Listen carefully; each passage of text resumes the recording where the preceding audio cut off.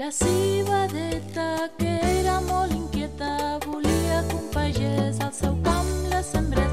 El fort vent se l'enduria, viatjant veient ciutats, llacs, rius, muntanyes, paisatges ben nevats. Va parlar del seu futur, va somiar l'endemà.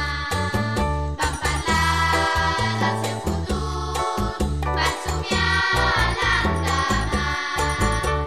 Em dic Margarideta i vull viure en un jardí d'aquells on corren jugant els infants petits.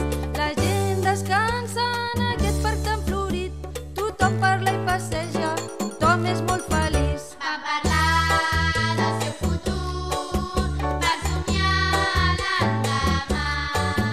Van parlar del seu futur, va somiar l'endemà. La Roseta va dir que volia estar a un balcó envoltada d'altres plantes, cada dia a veure el sol. Estaria amb una àvia que la mimaria molt, després de regar-la sentiria bona olor. Va parlar del seu futur, va somiar l'endemà. Van parlar del seu futur, va somiar l'endemà. La ganduleta va dir que en el sac estava bé, dormint tot el dia sense fer res de res. Li feia mandra créixer i no volia treure arrels. No vull esforçar-me, no vull aprendre res. Va parlar del seu futur, va somiar l'endemà. Van parlar del seu futur, va somiar l'endemà.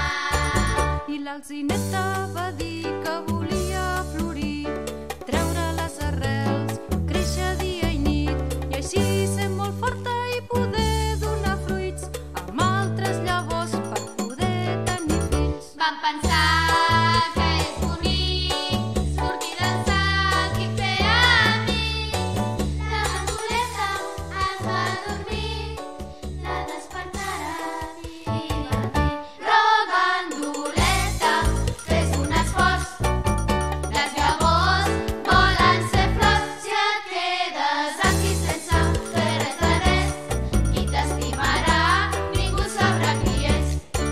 I un cop aquí van descansar i van somiar que l'endemà les plantaven i les regaven. La ganduleta va canviar de pensar. Me n'he adonat Per fi has pensat que si m'has bonic, més que bonic, fora del sac seré feliç. I tan feliç. Jo vull florir